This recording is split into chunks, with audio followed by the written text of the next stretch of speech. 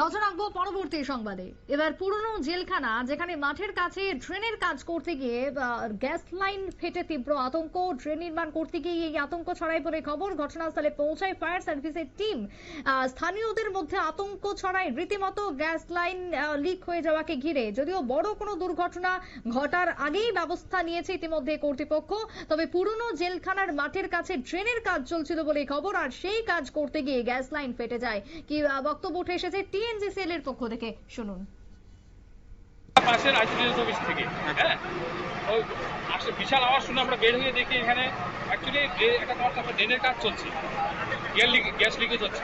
তো আমরা সবাই মিলে এসে এখানে অফিস থেকে সবাই দৌড়ে এসেছি। মহিলা থানার সহায়তা আমরা আসলে ক্লোজ করে দিয়েছি এই জায়গাটা, যাতে গাড়িগুলো না আসতে পারে। কনস্ট্রাকশনের কাজ করতে গিয়ে ড্রেনটা অ্যাকচুয়ালি হয়তো বা জেসিবি কেটে নিয়েছে, এরপরে গ্যাস বেরোনো শুরু হয়েছে। কেমন পরিমাণ গ্যাস বেরিয়েছে? হ্যাঁ, মোটামুটি অনেক গ্যাস বেরিয়েছে, 20-25 মিনিট তো গ্যাস বেরিয়েছে।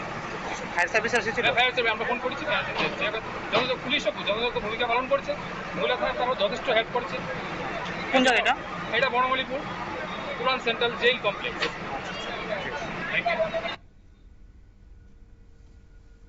আপনারা শুনলেন টিএনজিসিএল এর কর্তৃপক্ষের বক্তব্য। ইতিমধ্যে গ্যাস লাইন ফেটে যাওয়াকে কেন্দ্র করে স্বাভাবিকভাবে আতঙ্ক ছড়ায়, তবে এর থেকে কোনো বড়সড় বিপদ ঘটে যায়নি, কারণ দমকল কর্মীরা সঙ্গে সঙ্গে পৌঁছে যায় ঘটনাস্থলে। এবং আগামী দিনে কিভাবে এই লাইনকে পুনরায় মেরামত করা হয় এবং এলাকাবাসীদের সুরক্ষিত রাখা যায় সেদিকে দপ্তর নজর দেবে।